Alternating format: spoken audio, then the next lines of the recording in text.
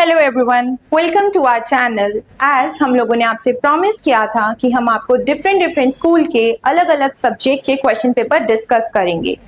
आज हम नॉर्थ दिल्ली के रोजरी पब्लिक स्कूल का मैथ्स का क्लास 10th का क्वेश्चन पेपर आप लोगों से डिस्कस करने जा रहे हैं। होप ये क्वेश्चन पेपर सॉल्विंग आपको फर्दर हेल्प आउट करेगी। सो let's begin with the very first question, which is which of the following is not the graph of the quadratic equation? इन चार ऑप्शंस में से क्वाड्रेटिक पॉलिनोमियल का कौन सा graph नहीं हो सकता? सबसे पहले यहाँ पे वर्ड आया है क्वाड्रेटिक। क्वाड्रेटिक की इक्वेशन क्या होती है हमारी? ax square plus bx plus c। That means इस पॉली के पास ज्यादा से ज्यादा कितने जीरोस हो सकते हैं? 2। क्वाड्रेटिक का मतलब इसके पास 2 जीरो, एट मोस्ट 2 जीरो। सो अब हम फिगर्स में चेकआउट करेंगे कि कौन सी ऐसी फिगर हैं जिनके पास एट मोस्ट 2 जीरोस हो सकते हैं। ठीक है, या फिर एक और तरीका होता है इनको पहचानने का कि जो हमारे क्वाड्रेटिक इक्वेशंस या पॉलिनोमियल होते हैं वो किस फॉर्म में बनते हैं? वो हमारे पैराबोलिक फॉर्म के होते हैं। पैराबोलिक मतलब either this way, that is open upward, downward, left और राइट। These are parabolic. ये हम क्लास 11th में पढ़ेंगे। अब यहाँ पे हमारे पास एट मोस्ट 2 जीरो मतलब ज्यादा से ज्यादा 2 जीरो। ठीक है, सो फर्स्ट फिगर इंक्लूड होगी, सेकेंड फिगर इंक्लूडेड है, third figure exactly 2 zeros and the third last fourth figure जो है इसमें हमारे पास 3 जीरोस आ रहे हैं, 3 रूट्स आ रहे हैं। सो इसलिए correct option is D option, क्योंकि ये क्यूबिक का है।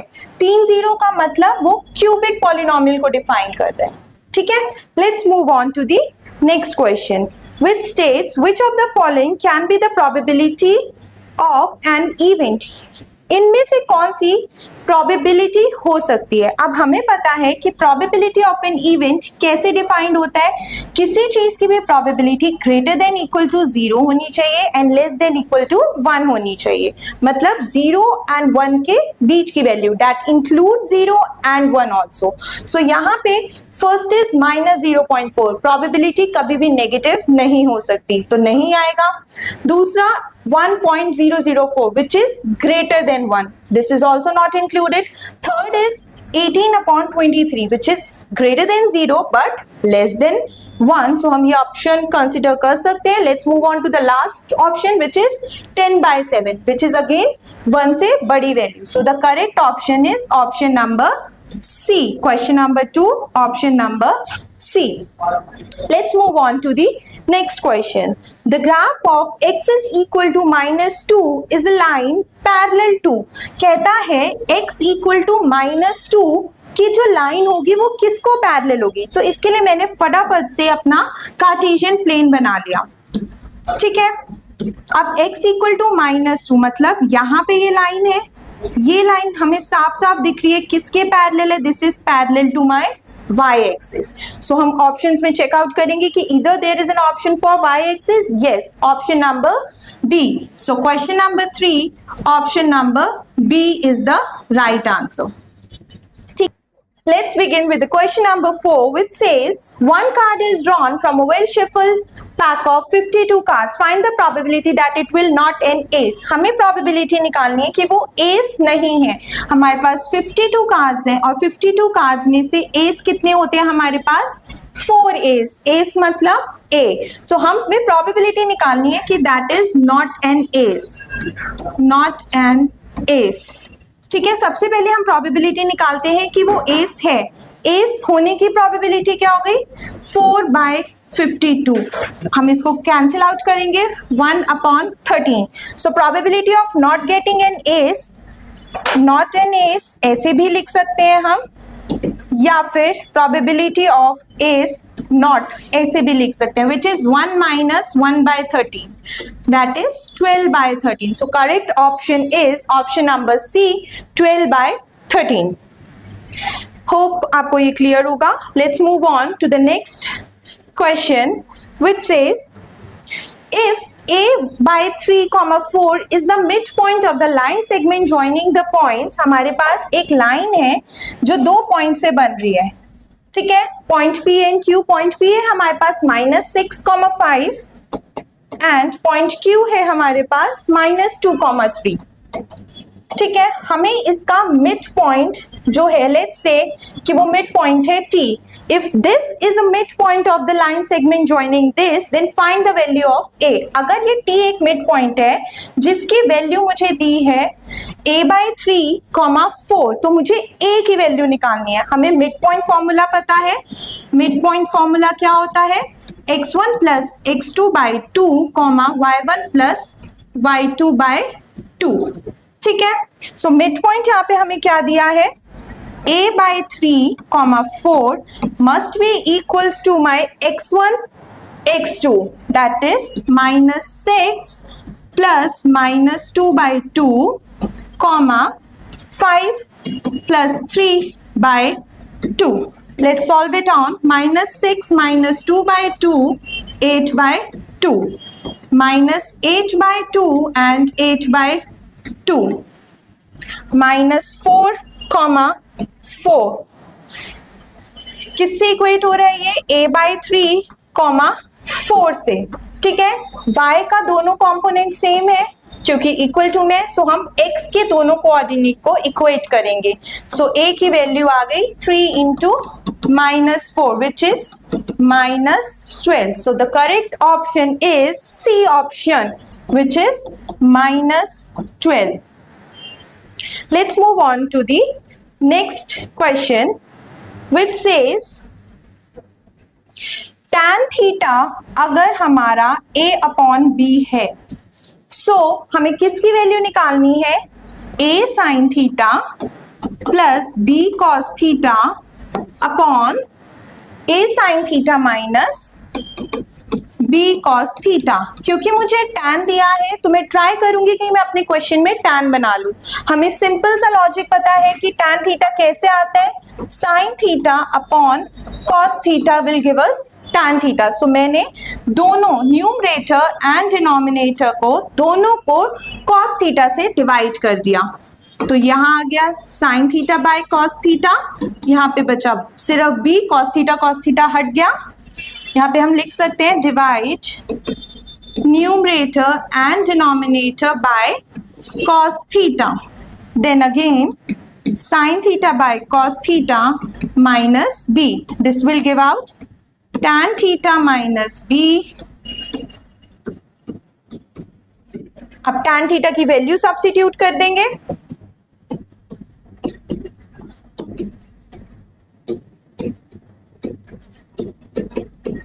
ठीक है। इसको सॉल्व कर रहे हैं further. A square and LCM ले लिया, b square by b, A square minus B square by b, दोनों का डिनोमिनेटर सेम है, कट गया। So we are left with a square plus b square minus a square minus B square. Let's check out, क्या ये किसी option में है?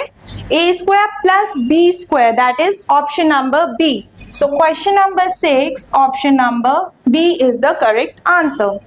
Let's move on to the next question, which is question number 7. 3 coins are tossed simultaneously. जैसे मैंने देखा 3 coins, मैंने फटाफट से इसके sample space बना लिया। 3 times head, 2 times head वाले options, 1 time head वाला option एंड नो हेड वाला ऑप्शन। सो टोटल हो गए 8 ऑप्शंस। पूछा क्या, आप देखते हैं the probability of getting all heads, सारे हेड आने चाहिए, सारे हेड मतलब 1, सो 1/8, that is option number D, question number 7 D part. Let's move on to the next question, which is question number 8. That is the LCM of the given number x and y. आपको x and y का LCM निकालना है, right? अब LCM क्या दिया है? यहाँ पे एक कंडीशन दी है where y is the multiple of x. y क्या है? y is the multiple of x, मतलब x जो है वो y के अंदर है, तो डायरेक्ट आंसर हो गया इसका y। LCM होता है the maximum of it, ठीक है। So option number B, question number 8 B part. Let's move on Question number 9. If alpha and beta are the zero of the polynomial, हमें एक polynomial दिया है 10x square plus 20x minus 80 and उसने कहा है इसके दो जीरोज हैं alpha and beta and you need to find the value of 1 upon alpha plus 1 upon beta. So सबसे पहले हमने यहाँ से दो चीजें सीखी थी. Sum of zero which can be written as minus b upon a. So यहाँ से इसकी वैल्यू आती है माइनस 20 अपॉन 10. बी क्या है यहाँ पे 20, ए क्या है यहाँ पे 10. So minus 20 upon 10 and alpha beta the product of zeros that is c upon a which is minus 80 upon 10. ठीक है, इसको फर्दर सॉल्व किया, यहाँ आ गया -2, यहाँ आ गया -8. अब मुझे वैल्यू निकालनी है 1 upon alpha plus 1 upon beta. So नीचे एलसीएम लिया, सॉल्व करके ये आ गया. इन दोनों की वैल्यूज हमारे पास है. अल्फा प्लस बीटा क्या है -2, अल्फा बीटा क्या है -8. दोनों का minus minus cancel and 2/8 is 1/4. Let's check out क्या कोई ऑप्शन है 1/4. Yes, option number D. So question number 9 D part is the correct answer.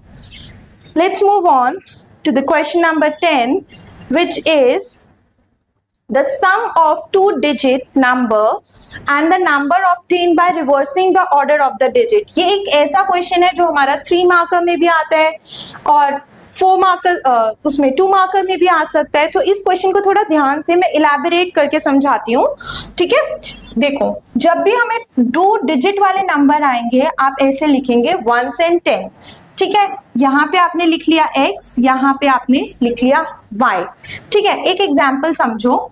जैसे अगर यहाँ पे है 32, तो इसको मैंने कैसे लिखा है 32 कैसे आया है 30 प्लस 2 मतलब 3 को 10 से मल्टीप्लाई किया था एंड 2 को 1 से. सो ये बनता है 32. ऐसे ही अगर मुझे इसका नंबर रिप्रेजेंट करना हो तो वो नंबर क्या होगा, वो नंबर होगा original number 10x plus 1. 10x क्योंकि ये 10 के नीचे है 10x प्लस y.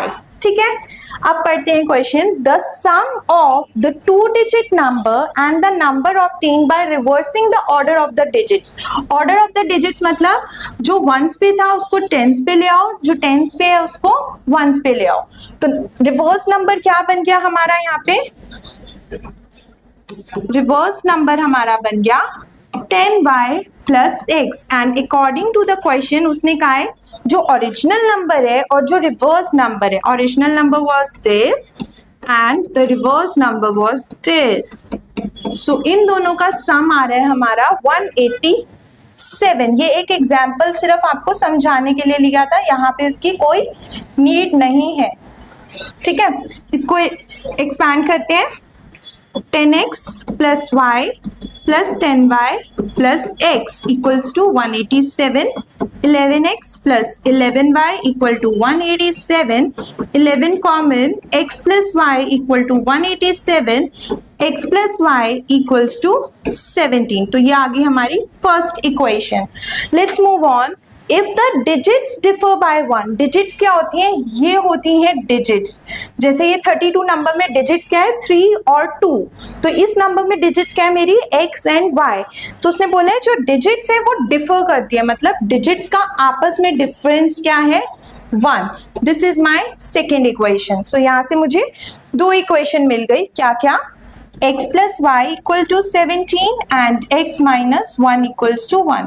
हम एलिमिनेशन या सब्स्टिट्यूशन कोई भी मेथड लगा के दोनों इक्वेशन सॉल्व करेंगे. which is x आ गया मेरा 9, हमारी x की वैल्यू आई 9 और y की वैल्यू आई 8. तो हमारे पास 2 ऑप्शंस आते हैं यहाँ पे 98 और 89. सो ऑप्शंस में चेकआउट करेंगे. Option number C, which is 89. Let's move on to the question number 11, which says if AB upon XY equal to AB upon XY equals to BC upon YZ equals to AC upon XZ. तो triangle ABC similar होता है x Y Z को कौन से rule से? Since हमें तीनों sides का रेशियो दिया हुआ है, ए बी, बी सी, ए सी, ठीक है। सो ये ट्रिपल एस से सिमिलर होंगे। सो option number D, question number 11, option number D. Let's move on to the next question, which is what will be the coordinate of the midpoint of the line segment joining? अब हमें इसमें एक line के coordinates दिए हैं और उसका mid point find करना है। हमारे पास यहाँ पे पॉइंट ए दिया है -5,10 एंड बी पॉइंट दिया है 15,2 और हमें इसका मिड पॉइंट बनाना है। तो लेट मिड पॉइंट हमने मान लिया सी कोई मिड पॉइंट है और उसके कोऑर्डिनेट नहीं दिए, तो लेट सपोज एक्स वाई उसके कोऑर्डिनेट है। मिड पॉइंट फॉर्मूला लगेगा ए बी पे। क्या होता है mid point formula? x1 + x2/2 y1 + y2/2, ठीक है। सो -5 + 15/2, 10 + 2/2 which is 10/2 and 12/2, 5,6। तो द मिड पॉइंट C की वैल्यू आती है हमारी 5,6 which is option number C, question number 12, option number C. Let's move on to the next question which says sec theta minus tan theta into sec theta plus tan theta is theta plus tan theta. So यहाँ हम identity लगा रहे हैं a minus b, a plus b, which is equals to a square minus b square. That can be written as sec square theta minus tan square theta. और identity से क्या होता है? 1, क्योंकि आइडेंटिटी होती है 1 plus tan square theta equal to sec square theta. So 1 is equals to sec square theta minus tan square theta. Option में check करेंगे 1, option number B, question number 13, B part is the correct answer. Let's move on to the next question which say if two positive integers a and b are written as, a की value दी है x³ y² and हमें b की value दी है xy³। हमें निकालना क्या है? हमें निकालना है prime number, then HCF of a and b। HCF of a and b, HCF मतलब the minimum value of their exponents. So x क्या आ जाएगा यहाँ पे? x and y² which is option number B, question number 14, option number B, x into y². Let's move on to the next question which is D is a point on side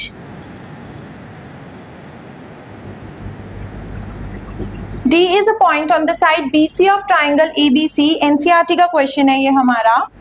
ABC triangle है और इस पे कोई point आता है D।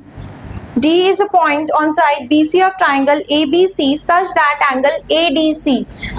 that angle ADC is equals to my angle BAC is equal to my angle BAC.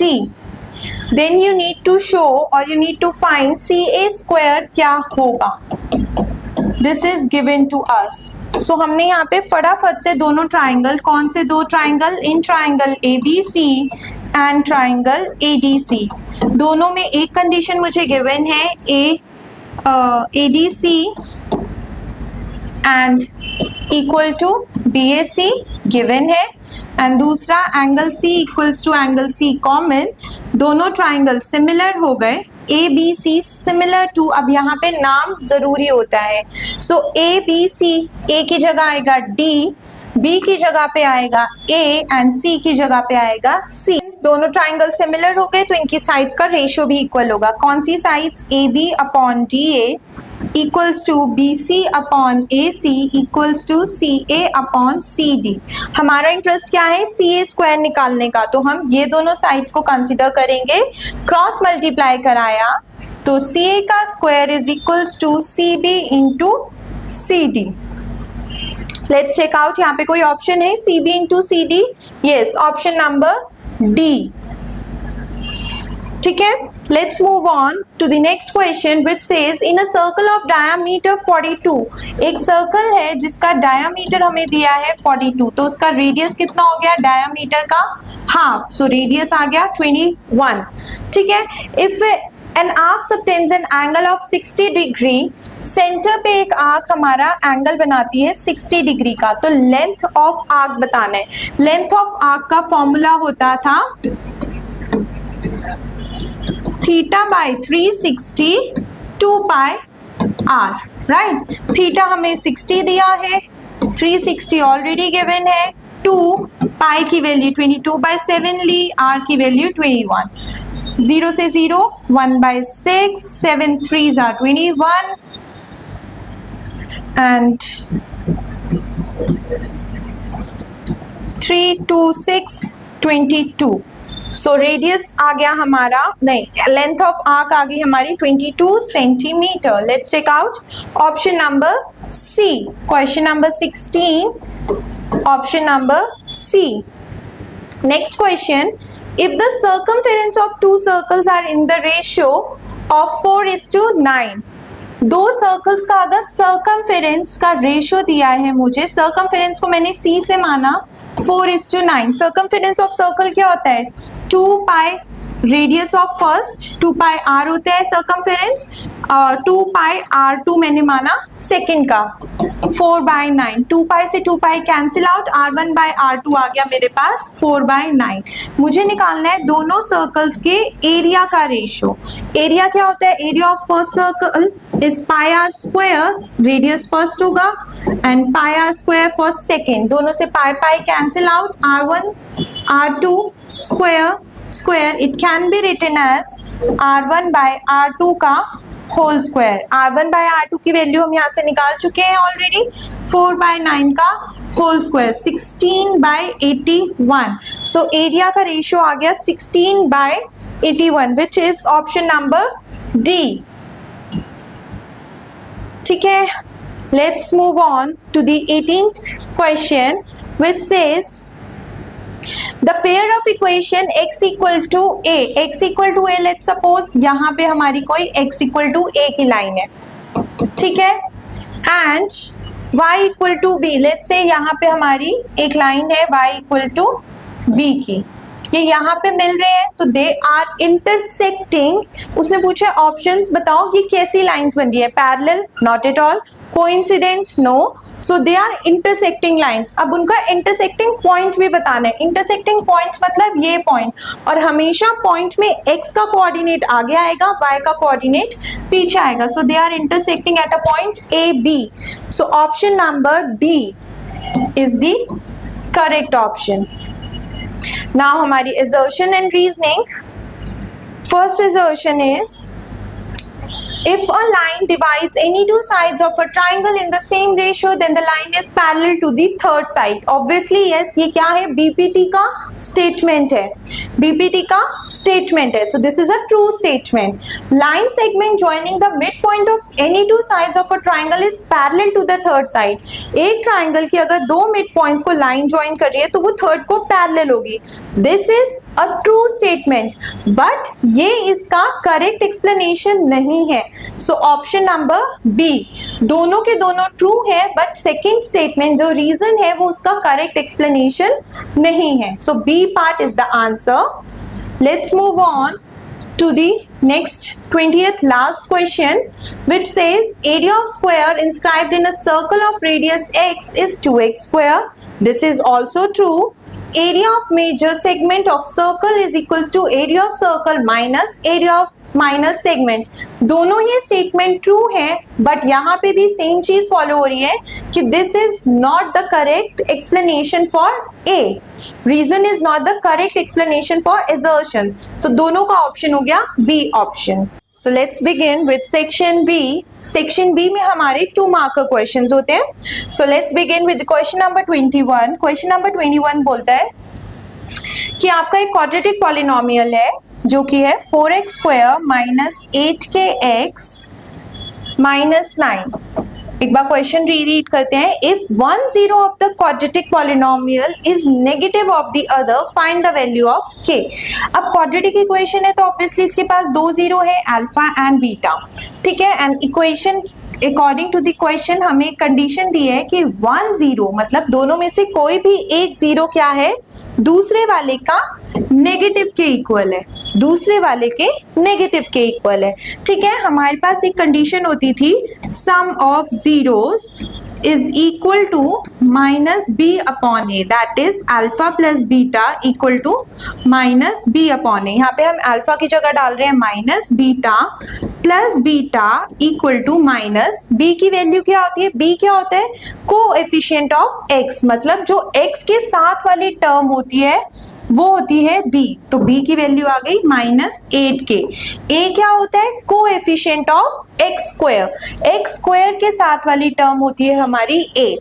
यहाँ पे हमने वैल्यू सब्स्टिट्यूट की, minus minus plus 8k by 4, 4 और 2 कट गया, 2k इस साइड, यहाँ आ गया 0 2, तो k की वैल्यू क्या आ गई 0/2 which is 0। So final answer is k is equal to 0। Let's move on to the next question, या फिर इसका और वाला पार्ट भी डिस्कस कर लेते हैं। उसमें क्या है, if the sum of the zero of the quadratic polynomial, यहाँ पे हमारे पास क्वाड्रेटिक पॉलिनोमियल है kt square plus 2t plus 3k, ठीक है। अब ये भी क्वाड्रेटिक है तो इसके पास भी दो जीरो है, alpha plus alpha and beta. Condition क्या है, if the sum of the zeros of the quadratic polynomial is equal to their product, find the value of K. कहता है जो इसके सम ऑफ जीरोस हैं वो किसके इक्वल है, प्रोडक्ट ऑफ जीरो के इक्वल है, तो k की वैल्यू निकालो। सम ऑफ जीरो का क्या फॉर्मूला था, माइनस बी अपॉन ए, मतलब minus coefficient of x upon coefficient of x square equal to alpha beta का क्या होता है c अपॉन ए, ठीक है। c की वैल्यू हम निकाल चुके हैं, so minus 2 upon k equals to 3k upon 2, नहीं k cross multiply, minus 2k equals to 3k square, 3k square plus 2k equals to 0, k common, 3k plus 2 equals to 0, so k की value आ गई हमारे पास 0 और k equals to -2/3, ठीक है। Let's move on to the next question which says in the figure EF is parallel to AC। हमें एक triangle दिया है और बोला है ये एक ट्राइंगल है, let's say ABC and EF is parallel to this is E and this is F। EF is parallel to AC, EF is parallel to AC, therefore by BPT theorem, हमें BPT क्या बोलती है, basic proportionality theorem कहती है अगर दो lines parallel हैं तो साइड्स का रेशियो इक्वल होगा, BF upon FA equals to BE upon EC, ठीक है। यहाँ पे हमें वैल्यूज भी दी हुई हैं, क्या क्या वैल्यूज है एक बार लिख लेते हैं। BC दिया है 10, AB दिया है 13, EC दिया है 2 एंड AF हमें फाइंड करना है, ठीक है। तो जिस जिसकी वैल्यू है वो रीसब्स्टिट्यूट करते हैं। EC की वैल्यू 2 दी है, बाकी किसी की नहीं दी, ठीक है। हम क्वेश्चन में BF को फिगर देखें तो क्या लिख सकते हैं, AB माइनस AF, ठीक है। नीचे हमारा AF ही है। BE को क्या लिख सकते हैं हम, BC माइनस EC, ठीक है। AB की वैल्यू है 13 माइनस AF नहीं है, AF अपॉन AF। BC की वैल्यू है 10, EC की वैल्यू है 2/2, फर्दर सॉल्व हो गया 8/2 विच इज 4। सो यहाँ से क्रॉस मल्टीप्लाई करेंगे हम, 13 minus AF is equal to 4AF, तो 13 is equals to 5AF। AF की वैल्यू आ गई हमारे पास 13/5 सेंटीमीटर्स, क्योंकि बाकी सारी साइड सेंटीमीटर्स में है तो ये भी सेंटीमीटर्स में, ठीक है। Let's move on to the next question which says find the ratio in which the line segment. अब हमें रेशियो निकालना है किसका, ए एंड बी एक लाइन सेगमेंट है, ए का पॉइंट है -3,10, ठीक है, बी का पॉइंट है 6,8। एक पॉइंट ने इसको डिवाइड किया, अब पॉइंट का कोऑर्डिनेट दिया है हमें -1,6, हमें रेशियो निकालना है। सो हमने लेट कर लिया, let the ratio B k:1, ठीक है। तो फॉर्मूला क्या होता है, सेक्शन फॉर्मूला, सेक्शन फॉर्मूला यहाँ यूज होगा।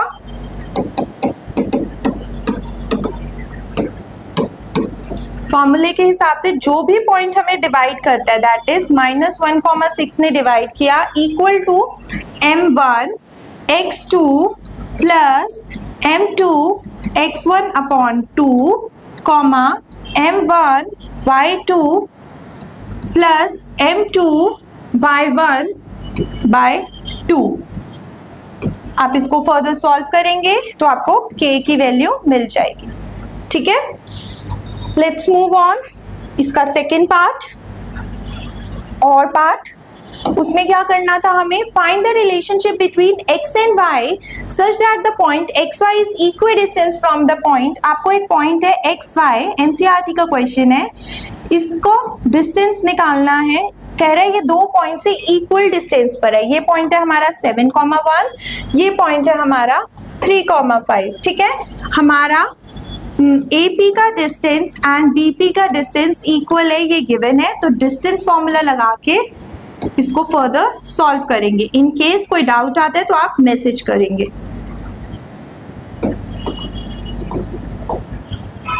ठीक है। नेक्स्ट क्वेश्चन 24th,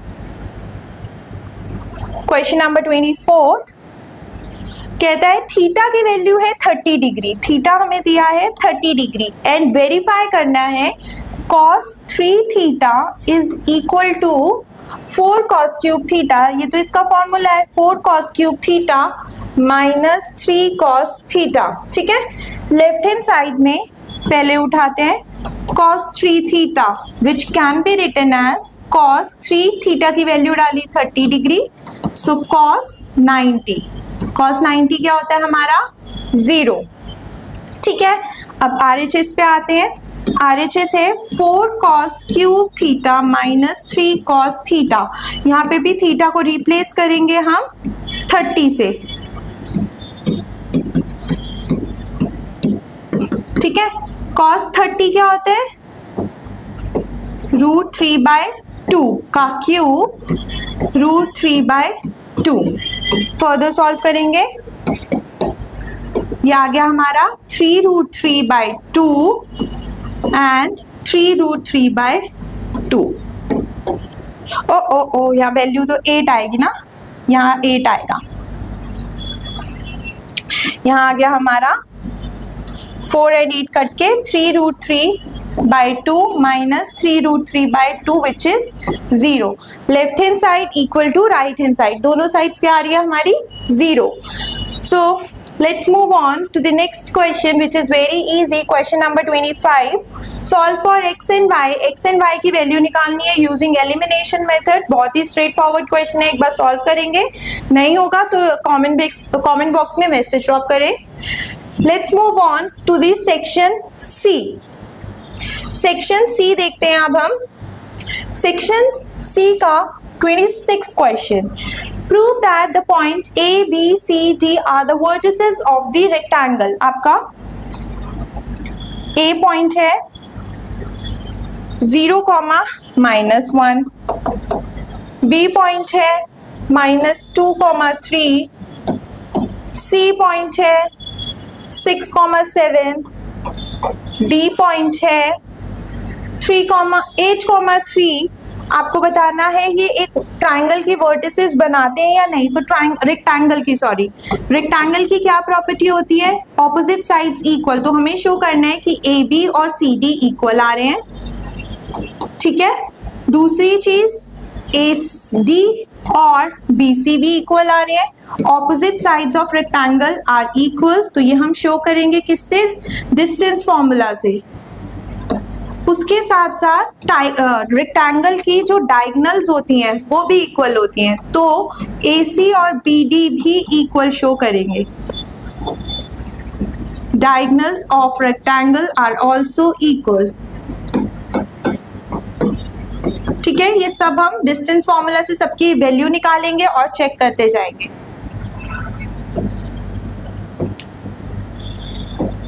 ठीक, नेक्स्ट क्वेश्चन में क्या करना था, वैल्यू फाइंड करनी है। This is also very easy, straight forward question है, सिर्फ वैल्यू अपने टेबल में से सब्स्टिट्यूट कर देंगे। किसकी डालनी है, 2 cos square 45 plus tan square 60 minus 6 sin square 45 minus tan square 60 upon tan 30 plus cot 60। इसकी वैल्यू निकालनी है, टेबल से सीधा वैल्यू सब्स्टिट्यूट करनी है। ये टेबल याद होनी चाहिए वैल्यूज वाला। cos 45 होता है 1/√2, 1/√2 का स्क्वायर, tan 60 होता है √3 का स्क्वायर। ठीक है, minus 6 sin 45 again 1/√2, tan 60 is √3। ठीक, अपॉन tan 30 1/√3 एंड cot 60 1/√3। इसको सिंप्लीफाई करते हैं, 1/2 plus 3, 1/2 minus 3,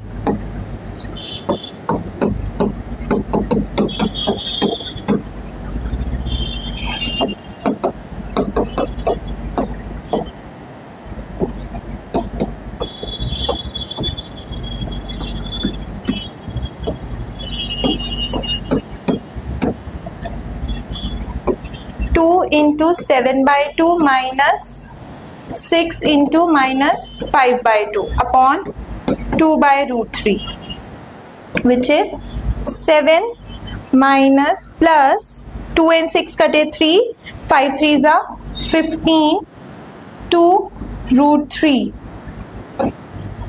22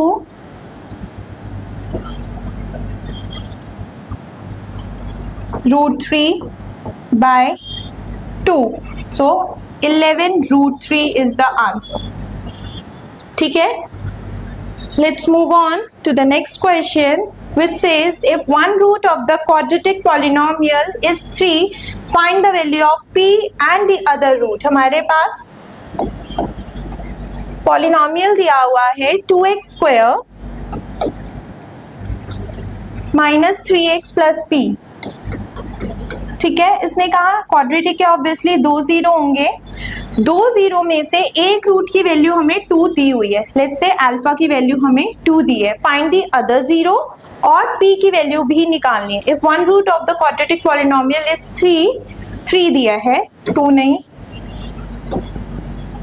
find the value of p and other zero. ठीक है, सो हमारे पास फॉर्मूला होता है सम ऑफ जीरोस का, sum of zero is minus b upon a। सो यहाँ पे एक तो 3 है, 3 plus beta equal to minus, यहाँ पे b है हमारा -3 एंड a है हमारा 2 विच इज 3/2। सो बीटा कितना आ गया, 3/2 minus 3, beta is equals to 3 minus 6/2 minus 3/2। Beta की वैल्यू आ गई -3/2। दूसरा होता है हमारा alpha into beta is equals to c/a। ठीक, अल्फा की वैल्यू हमारे पास 3 है, बीटा की वैल्यू है -3/2, c की वैल्यू है p एंड a की वैल्यू है 2। यहाँ से आ गया -9/2 equal to p/2 which will imply p equal to -9।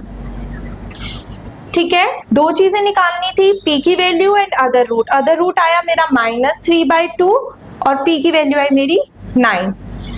Let's move on to question number 29 which is a probability का क्वेश्चन। कार्ड्स नंबर फ्रॉम 1 to 30, आपके पास 1 से लेकर 30 तक के कार्ड्स हैं, उनको एक बैग में डाला है, ठीक है। उसके बाद ये 3 केसेस है, तीनों की प्रोबेबिलिटी निकालनी है। पहला क्वेश्चन है नॉट डिविजिबल बाय 3, हमारे पास जो सैंपल स्पेस है उसमें क्या है 1 2 3 4 5 अप टू सो ऑन 30 तक कार्ड्स हैं, ठीक। इसमें से फर्स्ट पहला केस है नॉट डिविजिबल बाय 3, सो पहले मैं वो निकालती हूँ नंबर्स डिविजिबल बाय 3, जो 3 से डिविजिबल होते हैं। 3 से कौन कौन डिवाइड हो जाएगा, 3 6 9 12 15 18 21 24 27 एंड 30। कितने नंबर्स है, 10 नंबर्स है फ्रॉम 1 to 30 जो 3 से डिवाइड हो रहे हैं। तो जो नहीं हो रहे वो कितने हो गए, 20।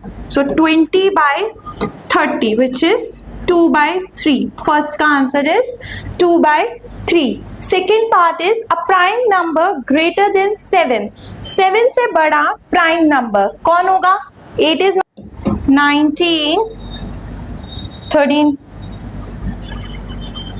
हाँ 23 then 24 25 26 27 28 29, ठीक है। सो कितने प्राइम नंबर्स हो गए, 1 2 3 4 5 6 प्राइम नंबर्स है 1 to 30 के बीच में जो 7 से बड़े हैं। तो प्रोबेबिलिटी क्या होता है, favourable upon total.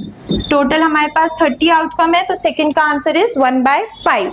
Last part है नॉट अ परफेक्ट स्क्वायर।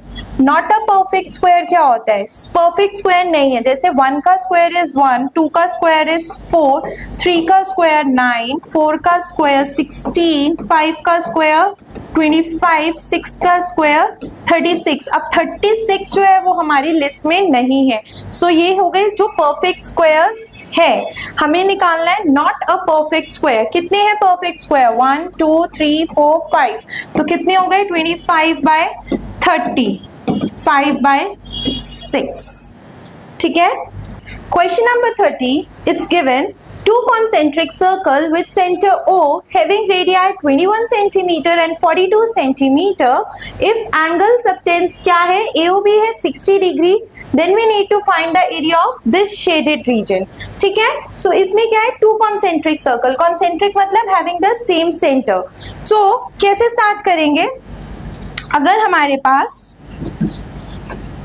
दो सर्कल्स हैं with having the same center, तो सबसे पहले हम इन दोनों सर्कल का इतना एरिया निकालते हैं। द कॉमन शेडेड रीजन में पहले मैं ये एरिया निकालती हूँ, तो इसके लिए क्या आएगा, area of larger circle minus area of smaller circle. बड़े वाले सर्कल के एरिया में से, मतलब यहाँ से यहाँ तक के एरिया में से हम माइनस करेंगे यहाँ से यहाँ तक का एरिया, सो दैट मुझे ये पूरा एरिया मिल जाए। पाई कॉमन लिया, r square minus r square.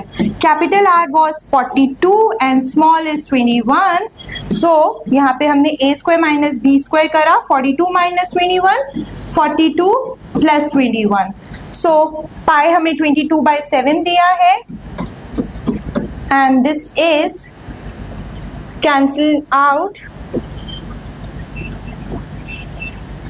22 into 21 into 9, 4158 centimetre square. सो ये आ गया हमारा ये सारा एरिया, ठीक है। अब मुझे निकालना कितना है, ये एरिया, ये वाला पार्ट भी एक्सक्लूड करना है। तो इस वाले पार्ट को क्या बोलते हैं, बेसिकली हमारा होता है सेक्टर। तो इसमें हम सेक्टर का एरिया निकालेंगे। सेक्टर का एरिया भी क्या होता है, theta by 360 pi r square for the larger sector minus theta by 360 pi r square for the smaller sector, ताकि मैं उसमें से कंप्लीट में से ये माइनस कर सकूं और ये रिक्वायर्ड एरिया मिल सके। यहाँ पे भी theta by 360, even pi common है, r square minus r square. Theta हमें 60 दिया है, 60 bye 360, 22/7, 42 square minus 21 square. This is 42 minus 21 is 21 and 42 plus 21 is again 63.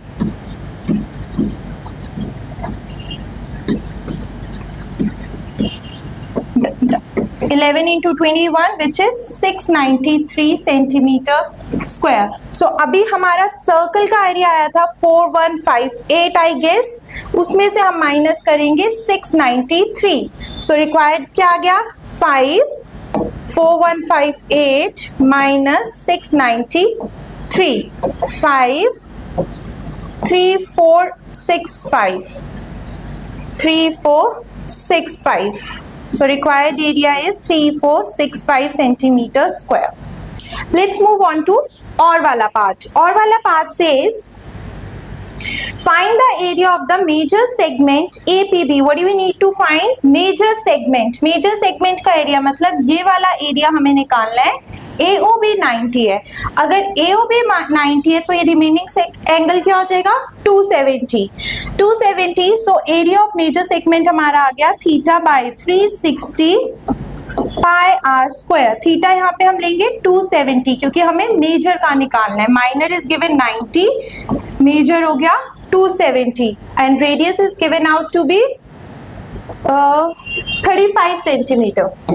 So 35 into 35, 0, 0, then 9 and 12, 22 and 7 and 35 and 35, again 3 and 4, 7 and 5 और कुछ 2 and 2, 11, something nothing, 3 into 11 into 5 into 35 by 2.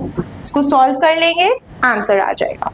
ठीक है, let's move on to the next question that is from the NCERT. ये NCERT का ही question है जो बोलता है 10 student of class 10 took part in a mathematics quiz if the number of girls is 4 more than number of boys. क्या कहता है, एक मैथमेटिक्स क्विज है जिसमें क्लास 10th के बच्चों ने पार्ट लिया है, तो आपको इसकी लीनियर इक्वेशंस बनानी है इन 2 वेरिएबल्स जिसमें गर्ल्स और बॉयज है और उसका सॉल्यूशन ग्राफिकली निकालना है. ठीक है, सो मैंने यहाँ पे लेट कर लिया, let number of boys be x and number of girls be y. According to the question total class में से हमने 10 बच्चे लिए तो गर्ल्स प्लस बॉयज मिला के हो गए 10 बच्चे. अगली कंडीशन थी the number of girls is, number of girls क्या है y, so y is 4 more than number of boys. ठीक है, सो यहाँ से इसको भी एक साइड ला सकते हैं हम. This is my second, this is my first equation, this is my second. अब उसने क्या है, सॉल्यूशन चाहिए हमें ग्राफिकल मेथड के थ्रू. ग्राफिकल मेथड हमें आता ही है, टेबल बनाएंगे, टेबुलर रिप्रेजेंटेशन में इसका टेबल बनेगा x0 then y10 y0 x10. ठीक है, same way y minus x equals to 4. If I'll take x0 then y4, if I'll take y0 then x minus 4. इसको ग्राफिकली रिप्रेजेंट करेंगे तो जहां पे दोनों ग्राफ इंटरसेक्ट कर रहे होंगे वो हमारा इंटरसेक्टिंग पॉइंट हो जाएगा और उसी से डिटेक्ट हो जाएगा कि गर्ल्स कितनी है और बॉयज कितनी है. एक बार इसको ड्रॉ ही कर लेते हैं. 1 2 3 4 5 6 7 8.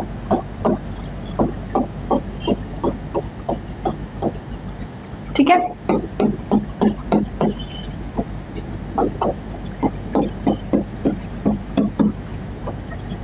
this is 1 2 3 4 5 6 7 8 9 10, 0 comma 10, sorry 10 comma 0, 1 2 3 4 5 6 7 8 9 10 and this is 0 comma 10. so ये एक आ गया मेरा ग्राफ. अभी ये सिर्फ एक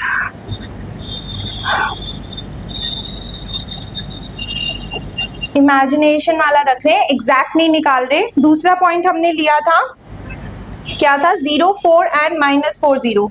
minus 4 0 is somewhat here and 0 4 is here, no here.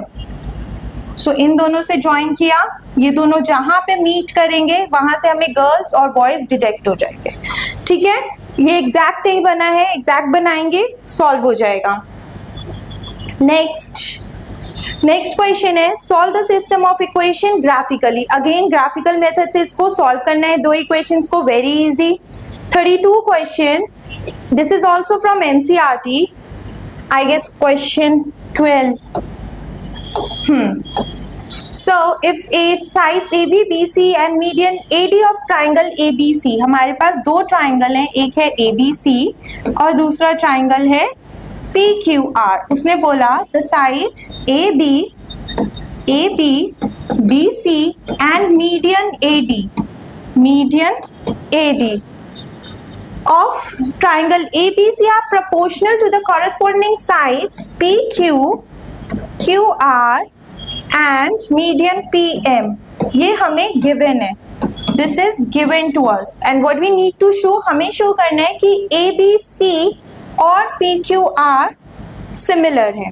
ठीक है, सो पहले जो given condition है, यहां से मैंने क्या करा, यहां से मैंने करा कि in triangle ABD and triangle PQM, पहले ये दोनों छोटे ट्राइंगल्स उठा लिए। ठीक है, इस ट्राइंगल के लिए AP अपॉन PQ सेम रहेगा, AB अपॉन PQ है, BC नहीं है, BC का हाफ है, तो मैंने दोनों साइड्स को हाफ से मल्टीप्लाई कर दिया, मल्टीप्लाई कर दिया numerator and denominator by half. ठीक है, लास्ट साइड भी हमारी सेम है, सो ये भी सेम आ गया। यहां से मिला AB by PQ is equals to half of BC, क्योंकि वो मीडियन है तो इक्वल पार्ट्स में बाइसेक्ट कर रहा है, BD अपॉन QM और यहाँ AD अपॉन PM। ठीक है, देखना क्या मिला, AB PQ, BD QM, AD PM। तो दिस विल इम्प्लाई कि हमारा ट्राइंगल ABD सिमिलर हो गया PQM से, PQM से बाय SSS रूल। ठीक है, SS रूल से ये सिमिलर हो गया, सो एंगल B और एंगल Q हो गया। Reason corresponding angles of similar triangle, क्योंकि हमारे ट्राइंगल सिमिलर हैं तो उसके सारे के सारे एंगल्स इक्वल होंगे और साइड्स का रेशियो भी प्रोपोर्शनल होगा। ठीक है, अब हम लेंगे अपने दोनों बड़े triangle, in triangle ABC and triangle PQR। पहली कंडीशन तो जब हमने निकाली है एंगल B और Q, तो यहाँ रीजन आएगा प्रूव्ड अबव, हमने ऊपर प्रूव करा है। और दूसरा AB एंड PQ ये वाली साइड, और AD और BC, AD और PM तो हमारी मीडियन है, ये इस ट्राइंगल की साइड नहीं बना रही, BC और QR बना रही है। सो ये दोनों side AB PQ and BC QR given. So triangle ABC is similar to triangle PQR by SAS rule. ठीक है, नेक्स्ट क्वेश्चन वेरी इंपॉर्टेंट, ये प्रूफ हम बहुत बार देख चुके हैं, state and prove basic proportionality theorem. ठीक है, 33 क्वेश्चन जो मुझे लगता है थोड़ा सा आप लोगों को कॉम्प्लिकेटेड लगा होगा। ठीक है, 33 question says three horses are tethered with a 7-meter long rope at the three corners of the triangular field। एक हमारी ट्राइंगुलर फील्ड है, इसके 3 कॉर्नर्स पे हमने हॉर्स को टाई किया हुआ है। ठीक है, जो वो रोप है वो 7 मीटर की है, तीनों पे जो रोप चल रही है वो 7 मीटर की है। अब यहाँ से अगर कोई टाइड है तो वो उतना ही एरिया कवर कर पाएगा जितनी उसके पास रेडियस होगा। ठीक है, तो वो कितना, और जो एरिया वो कवर कर पाएगा वो सिर्फ ये होगा, यहाँ पे इतना, यहाँ पे इतना। तो ये क्या बन रहा है, ये एक फॉर्म ऑफ सेक्टर बन रहा है। ठीक है, एक हॉर्स A पे पॉइंट पे टाइड है, एक B पे टाइड है और एक C पे टाइड है। टोटल 3 हॉर्सेज है, तीनों कॉर्नर्स पे टाइड है।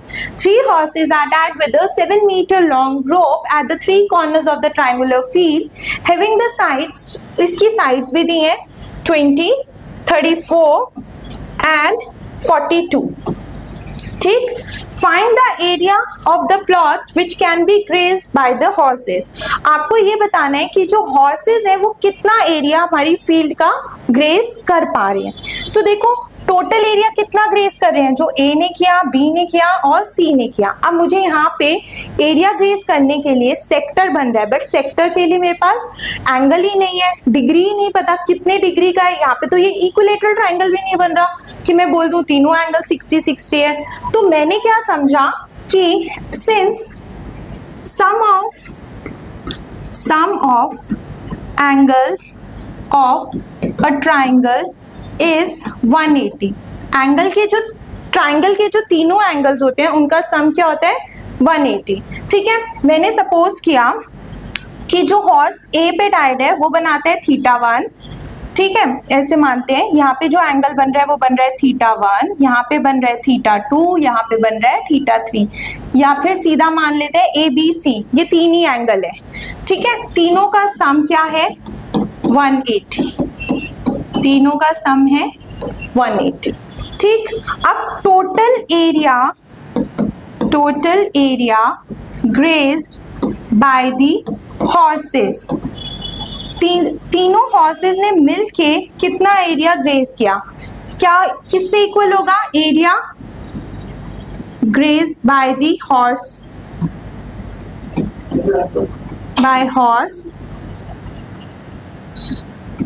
at vertex A plus area grazed at vertex B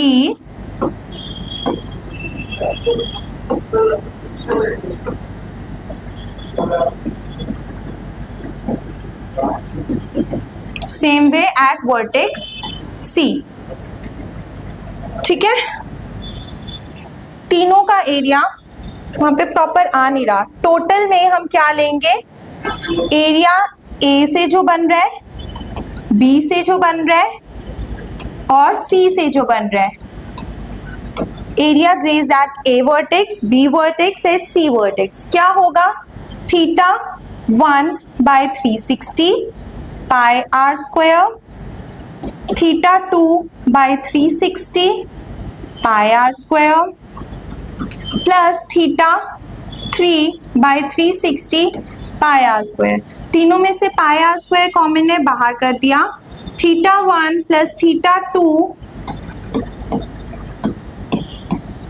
plus θ3 at 360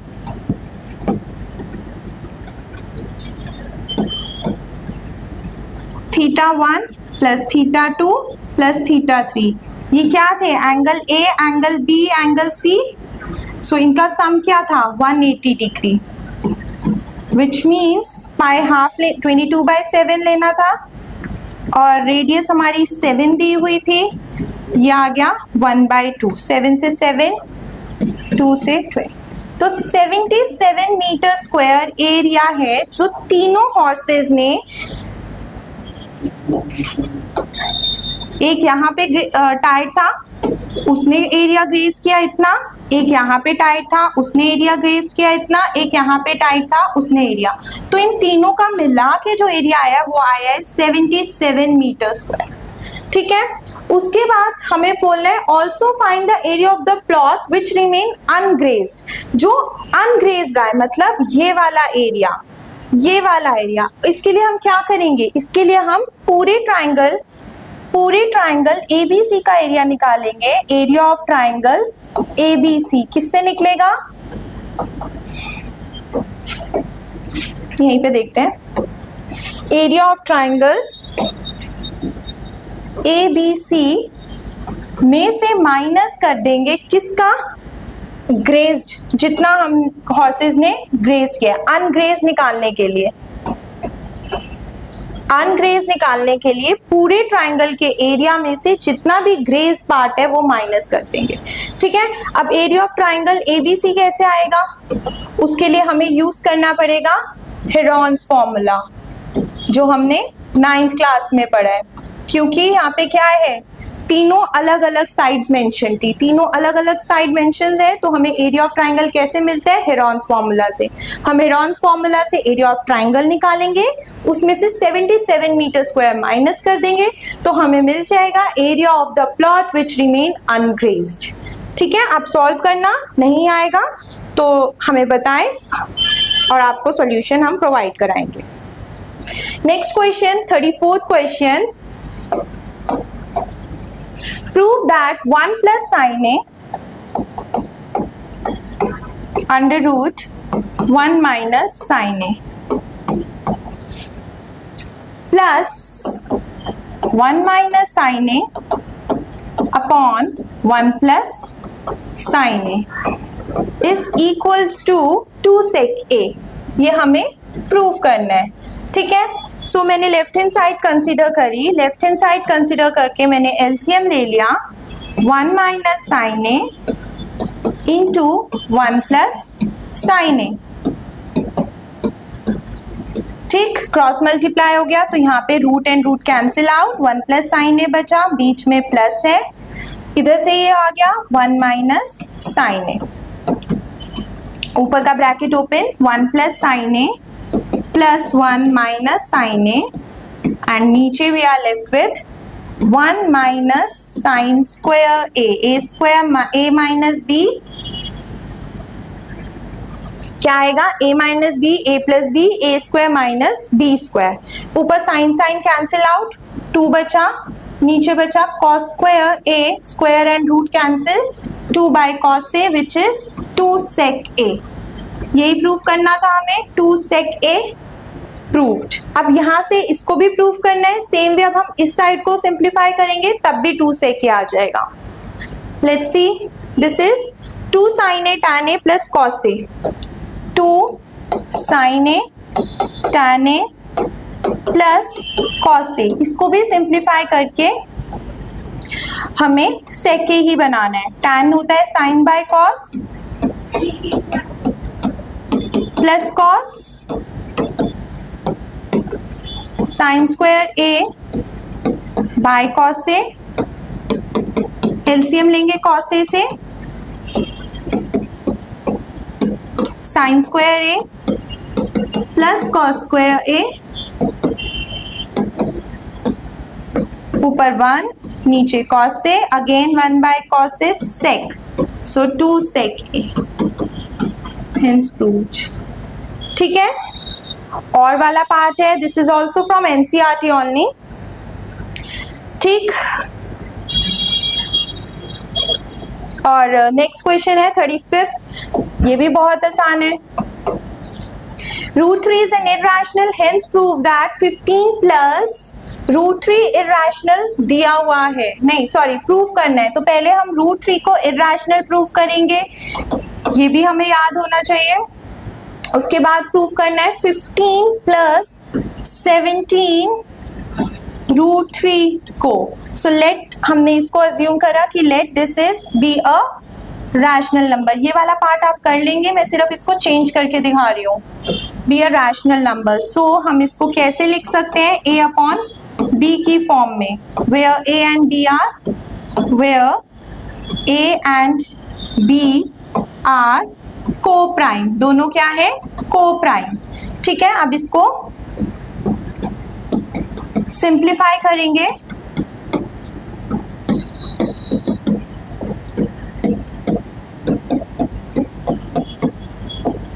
अब लिखेंगे this is a rational number and this is an irrational number. A rational number cannot be equal to an irrational number, hence our supposition is wrong and this is an irrational number.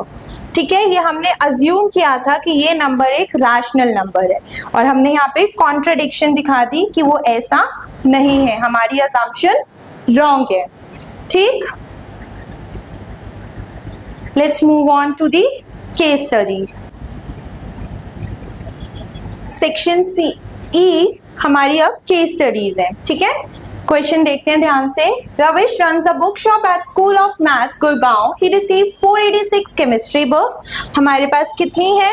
486 chemistry books, right. Then 216 physics book, 216 physics books, and 702 mathematics book. 702 है हमारे पास mathematic books. अब क्या बोला? He wishes to arrange these books in a minimum number of stacks such that each stack consists of books of only one subject and the number of books in each stack is same. क्या करना है? उसने books के stacks बनाने हैं और कहा है हर स्टैक में इक्वल नंबर ऑफ बुक्स आनी चाहिए और एक स्टैक में एक पर्टिकुलर सब्जेक्ट की ही बुक होनी चाहिए. सो इसके लिए सबसे पहले हम इसका HCF निकालते हैं. ठीक है, 486 का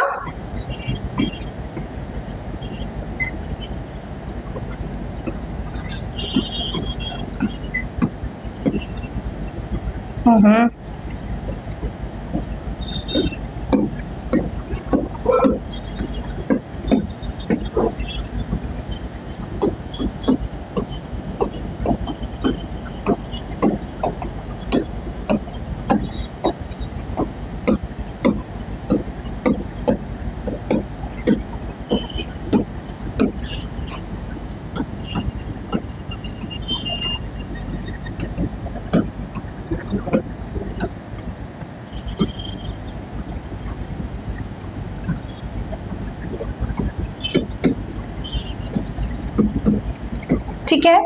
सो अब यहाँ पे एक बार लिखते हैं. 486 के फैक्टर्स आ गए. 2 इंटू 3 इंटू 3 इंटू 3 की पावर 5 है, नहीं 4, हाँ 5 है.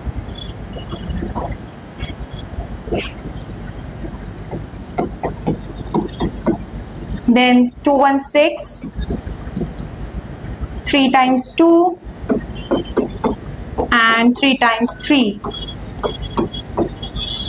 plus 702 2 3 3 3 times 3 and then 13. So इनका HCF क्या आ रहा है? HCF of these three number आता है मेरा 2 into 3. कितनी बार है मिनिमम? 3 की पावर 3. 27 54. सो HCF आया मेरा 54. ठीक है, मतलब एक स्टैक में हम 54 बुक्स लगा रहे हैं. ठीक, find the numbers of books in each stack. We got the answer.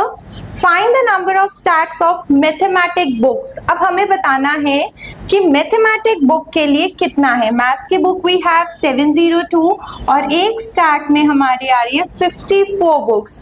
तो कितनी हो गई? Cancel it out.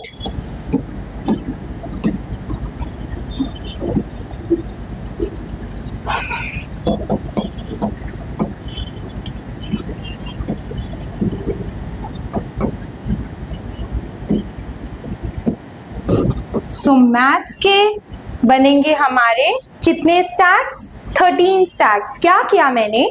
मुझे ये पता चला कि एक स्टैक में आ रही है 54 बुक्स. ठीक है, number of book in each stack is 54. अब मेरे पास मैथ्स में बुक थी 702 और एक स्टैक में आ रही है हमारी 54 बुक. तो मैंने डिवाइड कर दिया. मुझे पता चल गया कि मैथ्स के कितने स्टैक्स बन रहे हैं. मैथ्स के 13 स्टैक्स बन रहे हैं. ऐसे ही उसने बोला है कि find the difference in number of stack of mathematic books and the sum of stack of physics and chemistry book. आपको बाकी दोनों का भी निकालना है और बेसिकली निकालना है मैथ्स के स्टैक में से माइनस करना है सम ऑफ फिजिक्स प्लस केमिस्ट्री के, कि उनके कितने स्टैक्स बने हैं. उन दोनों का कॉम्बिनेशन माइनस करेंगे हम मैथ्स के कितने स्टैक है. मैथ्स के हम निकाल चुके हैं 13. So we are left with chemistry and physics. Chemistry की we have how many books? Chemistry की we have कितनी बुक्स थी हमारी केमिस्ट्री की? 486. 486 थी हमारी केमिस्ट्री की. 486 bye 54. 2 4 3 2 and 7. Then again 81 9 stacks बनेंगे हमारी केमिस्ट्री के. एंड फिजिक्स के हमारी बुक्स थी कितनी? 216 by 54. Again 210 108 and 27. 3 3 9 6, 9 and 6 stacks बनेंगे हमारे फिजिक्स के। हमें निकालना था मैथ्स के स्टैक में से माइनस करने थे फिजिक्स एंड केमिस्ट्री का कॉम्बिनेशन। मैथ्स के आए थे 13, फिजिक्स के आए हैं हमारे 6, केमिस्ट्री के आए हैं हमारे 9। कितने हो गए? 10, 11, 12, 13, 14, 15 माइनस, एक सेकेंड, 4 आएगा। Now this is 13, so the answer is 0। ठीक है, थर्ड पार्ट का answer is 0। This is third part, this is my second part and this is the first part. This is question number 36, case study 36। ठीक है, इसका एक और वाला option भी है, उसको भी एक बार देख लेते हैं। क्या क्या है? If the thickness of each book is of physics is 2.5, physics की एक बुक की जो थिकनेस है वो है 2.5, तो आपको बताना है हाइट क्या होगी इस फिजिक्स की बुक के स्टैक की। अच्छा, एक स्टैक में कितनी बुक्स थी? 54। ठीक है, 54, और अगर एक बुक की हाइट है 2.5 तो हम क्या करेंगे? सीधा इसको मल्टीप्लाई, विच इज 135। ठीक है ना, सो 135 सेंटीमीटर आ जाएगी हाइट। ठीक, let's move on to the next case study.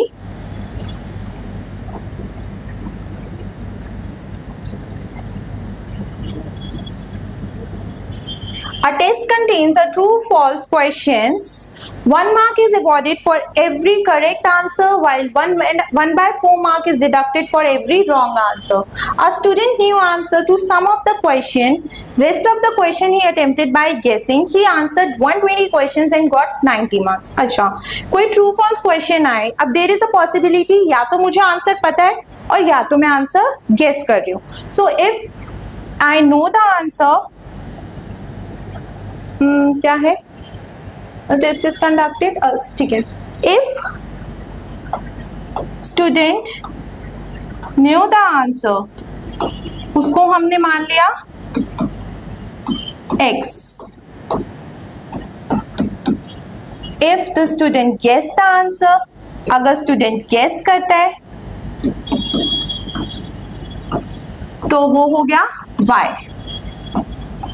ठीक है, दो पॉसिबिलिटी है, या तो मुझे आंसर पता है, आई नो द आंसर, और आई गेस द आंसर। तो नो द आंसर को मैंने x अज्यूम किया, आई गेस द आंसर को मैंने y अज्यूम किया। अब टोटल मैंने सारे क्वेश्चंस अटेम्प्ट करे और टोटल वहां थे 120 क्वेश्चन। सो जितने मुझे आते थे, जितने I know the answer plus जितने मैंने गेस कर दिए, बाकी जो नहीं आते थे उनको मैंने गेस करके आंसर दिया, टोटल हो गए मेरे 120 questions.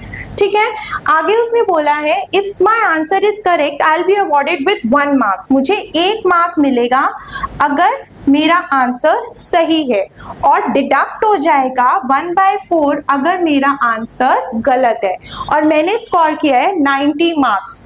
This is about marks, तो ये 90 मार्क्स मेरे तब आएंगे जब मुझे एक सही क्वेश्चन, मेरे जो आंसर मुझे पता है वो सही होगा, आई विल बी अवॉर्डेड 1, और जो मेरा गलत होगा, मैं गेस कर रही हूँ, जो गेस कर रही हूँ वो गलत है, उसके हो गए 1/4। इसको सॉल्व किया, सो इक्वेशन आ गई 4x - y equals to 360.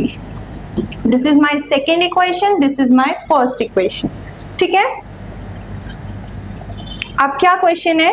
How many questions did he answer correctly? मतलब उसने कितने क्वेश्चन करेक्टली आंसर दिए। फॉर दैट वेरी रीजन हम ये दोनों वर्कशीट और दोनों इक्वेशंस को सॉल्व करेंगे। x + y = 120, 4x - y = 360। कोई भी मेथड से सॉल्व कर सकते हैं।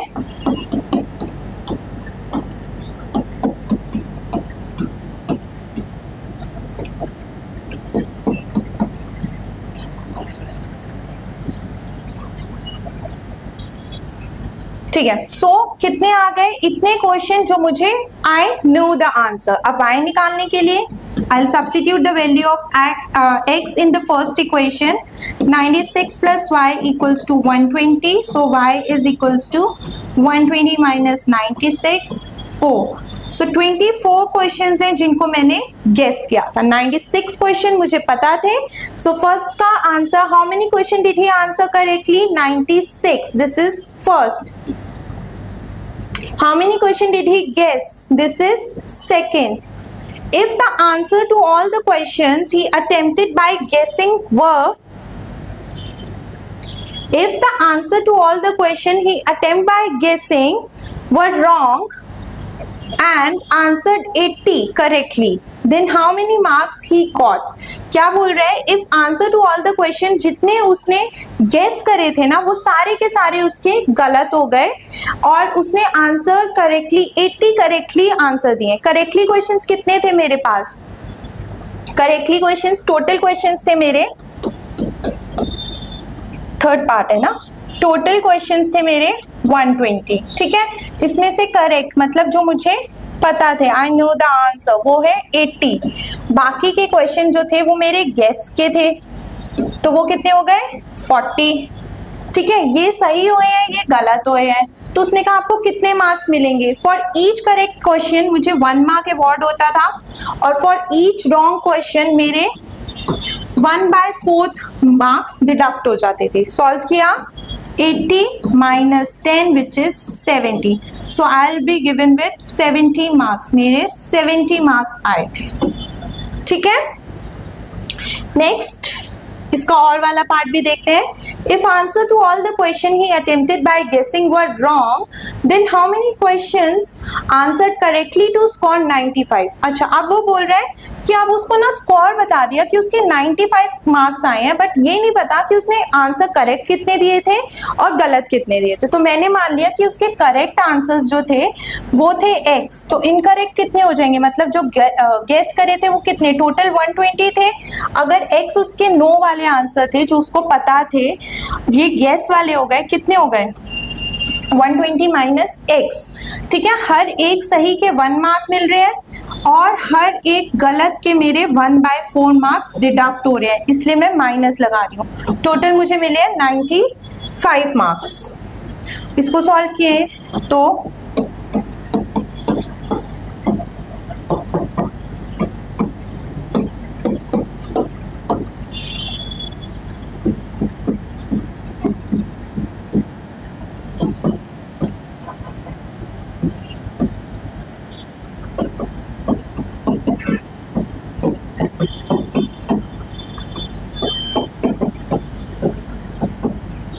मतलब मैंने 100 क्वेश्चंस करेक्ट करे थे और 20 क्वेश्चन गेस करे थे जो गलत हुए हैं. ठीक है, ये आ गया मेरा 100 और ये आ गया मेरा 20. Last case study. We can determine whether a quadrilateral place on a coordinate place is a parallelogram or not. In coordinate geometry, the distance formula and the midpoint formula are enough to show the quadrilateral place on coordinate axis is a parallelogram or not. If the vertices of triangle are given, then using distance formula we can find the length of the sides ABCD quadrilateral की sides हम निकाल सकते हैं. यहाँ पे हमें दिया है using distance formula find AB minus C equal to CD and AD equal to BC. आपने पहले AB निकालना है, आपके पास A है, B and using midpoint formula check the diagonal AC BC bisect. Okay, आपको यहाँ पे A और C दिया है, are the two opposite vertices of the quadrilateral. Then find the length of diagonal AC. AC की length कैसे निकलेगी? AC की लेंथ निकलेगी using distance formula which is x2 minus x1 का square plus y2 minus y1 का square under root. यहाँ पे हमारा x2, पहले a के पॉइंट्स देख लेते हैं क्या है. a के पॉइंट से 2,3 एंड c के पॉइंट से 7,4. सो x2 माइनस 7 माइनस 2 का स्क्वायर प्लस 4 माइनस 3 का square under root which is 5 का स्क्वायर प्लस 1 का square 25 plus 1 root 26. So diagonal AC आ रही है मेरी root 26. Let's move on to the next part. 3 vertices of the parallelogram are taken in order. Parallelogram की 3 vertices आपको दे दी है. क्या क्या दी है? 0,3 0 0. This is 0,0. This is 0,3 and 5,0. 5,0. आपको फोर्थ वर्टेक्स निकालनी है, fourth vertex. Let's name it as A B C D. हमें ये पता है पैरेललोग्राम की जो डायगोनल्स होती हैं उनका इंटरसेक्टिंग पॉइंट सेम होता है, ठीक है, मतलब मिड पॉइंट्स ऑफ डायगोनल्स जो होती हैं वो सेम होता है। सो वही प्रॉपर्टी हम यहाँ पे यूज कर लेते हैं, mid point of AC is equal to midpoint of BD। दोनों के मिड पॉइंट सेम होते हैं। सो AC, अब मुझे C के कोऑर्डिनेट नहीं पता तो I am assuming it as x, y। So AC का हो गया 0 plus x by 2, 0 plus y by 2 equal to BD का हो गया 0 plus 5 by 2, 3 plus 0 by 2। This is x by 2, y by 2 equals to 5 by 2, 3 by 2। x component first को first से, मतलब मेरा x आ गया 5 एंड y आ गया 3, ठीक है। सो कोऑर्डिनेट जो वर्टिसेस मिसिंग है उसके कोऑर्डिनेट बन गए 5, 3। Last part, A, B, C, D are taken in order, are the vertices of rhombus, then what will be the area of rhombus? Area of rhombus का क्या फॉर्मूला होता है? Area of rhombus का formula होता है half into, निकालनी है और बस उनको प्रोडक्ट कर देना है, ठीक है। सपोज ये मेरा ABCD रोम्बस है, आपको AC एंड BD निकालना है, half into AC into BD and then you will get the answer, ठीक है। ये भी यही है, आपको AB और OC की लेंथ निकालनी है। AB दिया है, OC दिया है, डिस्टेंस फॉर्मूला से AB एंड OC आएगा and we are done. Hope आपको इस क्वेश्चन पेपर के सारे क्वेश्चन समझ आए होंगे। इन केस कोई क्वेश्चन में आपका कोई भी क्वेरी हो, आप प्लीज कमेंट बॉक्स में नीचे मैसेज करें। Thank you.